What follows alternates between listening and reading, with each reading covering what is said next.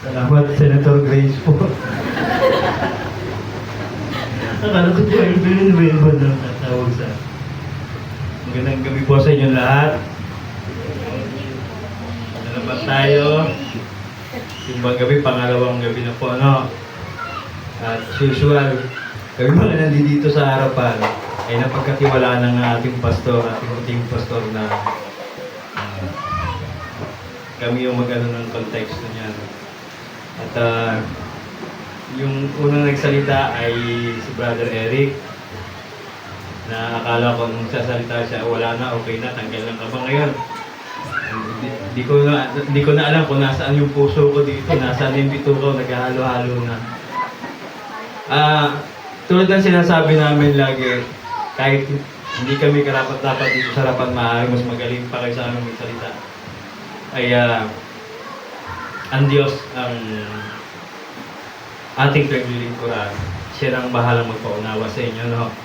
Ng mga bagay na dapat yung maunawaan.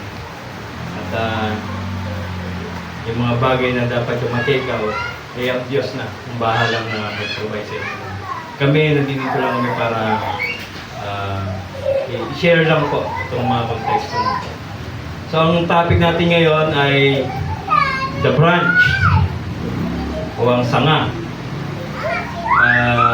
Yun ang tinurang sanga ng Bible. Sinabi ni Zacarias doon sa kanyang text, sa kanyang message, na palilitawin ko ang sanga ng aking lingkod. Anyway, manalangin na tayo. Aming Diyos na makapangyarihan, nakila at mabuti sa lahat. Kami yung Diyos ay muling salamat sa opportunity nito, Lord God, sa pagkakataon na ito, na aming mong sariwain at hilahin, O Diyos, ang iyong mabuting regalo sa aming buhay, Lord God, ang Panginoon sa Kristo. Kami dumudulog sa inyong harapan, O Diyos, at nawa kami yung kasihan, gabayan, Lord God, sa aming pong gawain ito, simula sa umpisa hanggang sa matapos, Lord God. Muli, maraming salamat po. Salamat po ang aming samantalangin. Puri ka. Salamat sa tanging pangalan po lamang, O Diyos, ng Panginoon sa Kristo. Ngayon po nag-iisang nakila, buhay at banal na tagapagligtas. Amen. Mabasahin ko lang po ulit, no? Ang tinurang sanga o ang the branch. Ayon kay Zacarias sa chapter 3 verse 8. Makinig ka, Josue, na pinakapunong pari. Ikaw at ang iyong mga kasamahang pari ay mabuting palatandaan ng mga mangyayari sa hinaharap. Palilitawin ko ang sanga na aking lingkod. Zacarias 6 verse 12. Sabihin mo sa kanya, narito ang isang tao ang pangalay sanga. Tutubo siya mula sa kanyang kinalalagyan at ipatatayo niya ang templo ni Yahweh. 13. Siya nga ang magtatayo ng templo, uupo sa trono at manunungkulan bilang hari. Tutulungan siya ng isang pari at maghahari sa kanila ng mabuting pag-uunawaan. At sa Lucas 1 verse 32 to 33, siya ay magiging dakila at tatawaging anak ng kataas-taasang Diyos. Bibigay sa kanya ng Panginoong Diyos ang trono ng kanyang amang si David upang maghari sa angkan ni Jacob. Magpakailanman, ang kanyang paghahari ay walang katapsan. So tinawag ni Zacarias ang Mesiyas na sanga, no? Bagong sibol mula sa punong kahoy ng tuyo. Kung imagine niyo na mayroong puno, tapos meron kayong nakikita na parang supreme o pasibol na dahon o sanga sa kanyang puno. Ano po ang una niyong maiisip tungkol doon? Sa aking palagay, kapag ang puno ay diretso at walang sanga, ano yung tsura? Pangit. Diretsong puno, bago nasa tuktok lang yung no? So kung ako napapagod, paano siya pakikinabangan? Hindi mo sa pangit, wala namang pangit ginawa ang Diyos. Ibig sabihin, medyo hindi siya komportable. Kasi kung diretso ang puno at nasa ibabaw ang dahon, at walang sanga, diretso lang siya, nasa tuktok, paano mo siya masisilungan sa panahon ng tag-init? Paano natin siya mapapakinabangan, no? Obviously, pag may mga puno dyan sa paligid, pag mainit, sumisilong tayo. May puno tayo dyan sa labas, maganda yun. Yung cheese nut. No? Pansinin ninyo yung puno, no? Meron siyang sanga. Sa sanga na yun, na nagbibigay ng lili sa atin, yun yung reason ng sanga ng isang puno. So, ang kabutihan ng Lord, no? Ang kabutihan ng Diyos, hindi pa natin hinihingi sa Kanya ang mga bagay na kakailangan natin in the nearest future, pinoprovide niya na. Alam ng Diyos na wala na tayong pag-asa, matutusin. Hindi natin kayang iligtas ang ating mga sarili sa kung anumang kahihinatan nito. Spiritual, physical. Alam ng Diyos, nakatakda na ang lahat ng bagay. Sabi nga doon sa kanta, the end is written. Pag sinabi natin the end is written, halimbawa po ba, meron tayong isang ginawa na isang kwento at natuldukan nyo na, tinapos nyo na, the end. Ibig sabihin, nakaporma na yung sulat na yun, yung kwento na yun, nakaporma na. Ano mang dagdag ang gawin nyo doon, parang hindi na siya akma doon sa sa una nyo sinulat, kasi nga tinuldukan nyo na siya. Ibig sabihin, yan na yun. Parang ang sinasabi ng Diyos, yung umpisa, yung kalagitnaan at ang katapusan, ay alam na ng Diyos. Ibig sabihin, alam niya na tayo, wala nang pag-asang maligtas. Pero anong nangyari? Anong ginawa ng Diyos? Ipinadala niya yung kanyang anak, kanyang pinakmamahal na kanyang putong na. Upang maging upang maging pag-asa ng ating buhay. Siya yung tinuturing na sanga, na branch o pag-asa natin bilang tayo yung mga tao wala nang talagang kapag-asa sa buhay nito. So tinawag din sa Karisang Mesiyas na sanga, bagong sibol mula sa tuyong punong kahoy. Si Jesus ang katuparan nito. Ang sanga na magtatayo ng tunay na templo ng Diyos at maghahari bilang hari at pari magpakailanman. So sa atin sa Pasko, no, hindi ko na babanggitin yung mga history kasi kahapon nabanggit na ni Brother Eric. Pag inulit-ulit ka pa, baka maiba ng history. So, pero babalikan ko lang, no, kasi yung panahon na yun, si Zacarias, siyempre yung templo nila ay sira, no? Yun nga, sabi ng Brother Eric, nung gagawin na hinto. Kasi may opposition, merong ayaw. Pero natuloy din yon by 516 BC yata yun. 516 BC natuloy yon sa tulong ni Hagay. Inano nila yung mga tao, yung tao dito, in-encourage nila na i-rebuild yung temple. Kasi naniniwala si Zacarias na napaka-importante ng templo sa kanilang spiritual na buhay. Very, necessity. Pangangailangan, hindi luho, kundi talagang pangangailangan. Maging tayo, dapat gano'n natin, ang maging advokasya natin, yung ating isip, na ang Diyos, hindi lang basta kailangan natin pag may problema. Ako nakakaranas ako ng problema, wala namang tao siguro nakakaranas ng problema, wala namang taong exempted sa mga problema. Lahat pinapasubok tayo ng Diyos siya. Nakakaranas tayo ng pagkatuyo, kawalan ng pag-asa, and corner, last chance na, no choice. Nararanasan natin lahat yan. Pero pag binanggit natin ang Diyos, biglang nagkakaroon ng buhay, ng panibagong pag-asa. Pag binanggit natin ang Diyos, parang nagbubukas ang lahat ng bintana. Nagbubukas ang lahat ng pinto. Nagkakaroon ng option. Nagkakaroon ng dating walang plan. Nagkakaroon ng plano. Nawawala ng direksyon, nagkakaroon ng direksyon. Yun ang mabuting dulot ng sanga. Yun ang mabuting dulot ng Panginoong Jesucristo. Kung bakit niya ipinadala. Kung bakit pinadala ng Diyos ang Panginoong Jesucristo. Sa Paskong ito, ang pag-asa, pangako ng Diyos na nagbibigay ng buhay sa kawalan. Yun ang pinakaregalo ng Diyos sa atin. No? Isang regalo na sa tingin ko talagang hindi nyo malilimutan. Sabi ko nga nung, ewan ko kung nakaraang Pasko yata yun, pag may regalo, di ba? Pag binibigyan kayo ng regalo, ilang bagay lang ang pwede nyo gawin sa regalo. So, gagamitin ninyo para makita nung nagregalo na ginagamit nyo. Medyo proud siya ng konti, wow, ginagamit. Regalo, no? It's either itago nyo or ipagamit nyo sa iba. Tama? Pero, pag tao ang nagbigay ng regalo, alin man doon sa tatlo ang gawin ninyo, may sasabihin yung nagbigay sa inyo ng regalo. Pag ginamit mo, sasabihin niya, akin yan. Bagay ba? Tama, no? Hindi mo siguro sabihin ng presyo niya. Sabi niya, akin yan. Bagay ba?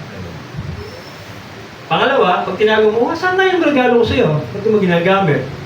May minaririnig ako dyan, may nagbigay sa akin ng regalo, di ko ginagamit. Nakagalitan ako. Nandiyan lang yun sa paligid. Nagagalit siya. Hindi totoo talaga, may tao talagang ganun. Sa gusto niya, nakikita niya talaga, hindi mo siya magsabi na, bagay ba? Gusto niya lang makita na gamit-gamit mo. No? Pangatlo, yung ibinigay mo sa iba, siyempre, ba't mo naman binigay? Isa yung binigay yun. Di ba? So, yun yung masasabi ng tao. Pagka ang tao nagbigay ng regalo sa kapwa. Pero ang Diyos, tanda yun, itatingnan nyo ah. Ang Diyos, ibinigay niya ang Panginoon sa Kristo. Ano man ang gawin nyo sa pangalan ng Panginoong Jesus, gamitin nyo, matutuwa ang Diyos. Araw-araw niyong gamitin, matutuwa ang Diyos. Pamahagi niyo sa kapatiran, ipamahagi niyo sa labas ng church na ito, matutuwa ang Diyos. Gamitin niyo sa pang-araw-araw na buhay ang Panginoon sa Kristo, matutuwa ang Diyos. Itago niyo sa puso niyo ang Panginoong sa Kristo sa bawat araw, hindi magagalit ang Diyos, matutuwa ang Diyos. May Jesus ka sa puso mo. Yung sanga ng pag-asa ay lagi nasa puso mo. Yun ang Panginoong sa Kristo. Sa atin, sa buhay nito, yung aplikasyon natin sa buhay nito, kung ang pakiramdam natin, lalo na sa panahon to, no? Pasko, walang handa, sabi nga ni Pastor Jan, medyo taste muna tayo, ang Pasko natin dito lang, wala tayong ganito, wala tayong ganyan, wala tayong gala. Kung hindi sasabihin nyo sa inyong mga anak, sa mga pamilya ninyo, na nakasanayan na ginagawa nyo every year, every Pasko, gumagala, kumakain sa labas, may mga pinupuntahang mga lugar. At kung sasabihin nyo ngayon, wala mo nang gala. Ano kaya sa tingin nyo yung magiging reaction ng pamilya nyo o ng mga anak ninyo? May iba na medyo, ay, ang ano naman, ang baduy. At naman ganyan, dati every year, ginagawa na natin yan. So, dapat ganyan gagawin din natin. So, ang nangyayari, parang nagiging tradition na yung ganong klase ng gawa. Pero kung sasabihin mo na, hindi muna, wala muna, ang isipin na lang, naghihirap na kami. Tuyo na kami, wala na pag-asa to. Palubog na to. Hininto na lahat ng gala na. So, yun yung magiging parang reaction. Doon naman sa mga every year hindi nakararanas ng maayos na maginhawang handaan, maayos na handaan, at walang galang pinupuntahan. Every Pasko nandun lang sila sa bahay, titingin na lang sila every year.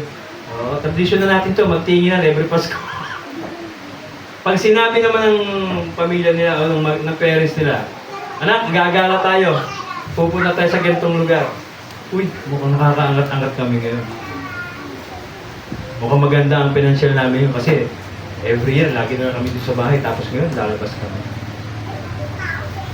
So parang, yung isip natin, minamanduhan tayo ng mundong to, na dapat pagka-Pasko, ganyan. Na dapat pagka-Pasko, pag wala kang handa, dapat malungkot ka. Parang mali, di ba? Dapat hayaan natin na ang Diyos ang magmano sa buhay natin. From time to time, ano man ang kalalagayan natin, tayo man ay tuyo, tayo man ay sira, tayo man ay masagana sa buhay, lagi nating tatandaan na ang Panginoon sa Kristo ang siyang tanging laging pag-asa ng buhay natin ito, na nagpapaiba-iba ng kondisyon. Sa bawat panahon na dumarating, nag-iiba-iba yung kondisyon ng buhay natin. Pero ang Diyos at ang Panginoon ay hindi nagbabago kailanman. Naisulat man ang tadhana, ang umpisa at ang katapusan, nariyan pa rin ang sanga na nagbibigay ng pag-asa sa buhay natin. Siya lang ang tanging pag-asa na hindi mawawala at ipinangako ng Diyos na kailanman ay hindi magbabago. Yan ang Panginoong Jesucristo. Yan ang sinasabi sa Zacarias. Yan ang sanga na tinuturing ni Zacarias sa kanyang mga salita. So sa atin, sa buhay natin na to, hindi na sa ngayon hindi na practical siguro tayo ay magagala muna dahil medyo delikado, medyo hindi safe kasi medyo maraming gulo. Yung mga gulo sa mga parting Maynila, may mga welga. Pero dapat lagi nating sariwain at tandaan na ang Diyos ay nagbibigay ng kasiyahan, kagalakan sa ating mga puso. Lalo na itong panahon na ito. I-internalize natin, namnamin natin kung ano yung kahalagahan ng Paskong ito. Hindi pera, hindi kung ano yung binibigay sa inyo, hindi binibigay sa atin, hindi yung matatanggap ninyo, hindi kung ano yung nasa hapagkainan ninyo. May problema sa bahay. Namnamin nyo yung problema sa bahay para makita ninyo ang pagkilos ng Panginoon. Hindi tayo perfecto lahat. Maging ang buhay namin ay hindi perfecto. Pero sa Panginoong Hesus, sisikapin natin maging perfecto. Ang Paskong ito, maaaring wala kayong makikitang pinansyal o handang anuman. Pero ang tanging pag-asa natin na ang Panginoon Jesucristo ay lagi nating dalhin. Lagi nating gamitin. Lagi nating i-share. Lalo-lalo na sa loob ng ating mga tahanan. Uwing lang ako. Kita mo. Malakas ang hangin dito. Patayin ko muna ang makapit sa mata. Hindi ko na po pakakatagal-tagalin na yung ang amin lang ang aplikasyon lang ho natin ho. Kung ang pakaramdam natin, kung ang pakaramdam mo ituyo o sira ang iyong buhay o ating buhay, lumapit tayo kay Kristo. Ang sanga nagdadala ng bagong buhay, bagong pag-asa, bagong simula, nagbibigay sa atin ng pangakong hindi nagbabago kailanman. Sa akin, ang aking personal na pwedeng makuha o pwedeng kong maunawaan sa kontekstong ito ay patuloy natin na panghawakan ang pag-asa na si Jesus. Sa Kanya lamang maasahan ang mga bagay na ating minimiti sa buhay nito. Ang regalong handog ng Diyos na buhay at makapangyarihan sa bawat isa sa atin.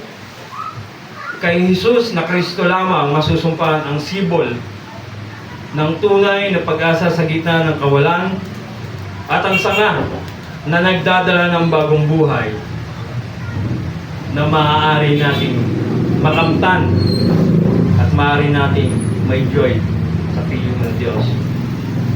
At yun ay wala nang iba kundi ang ang Panginoong Jesucristo. Ang sanga, ang sibol, at ang tunay na pag-asa ng buhay na ito. At ang Paskong ito ay walang ibang pinatutungkulan kundi ang Panginoong Jesucristo. Yan lamang po, purihin ang Diyos na may ilikha ng sangkalatan.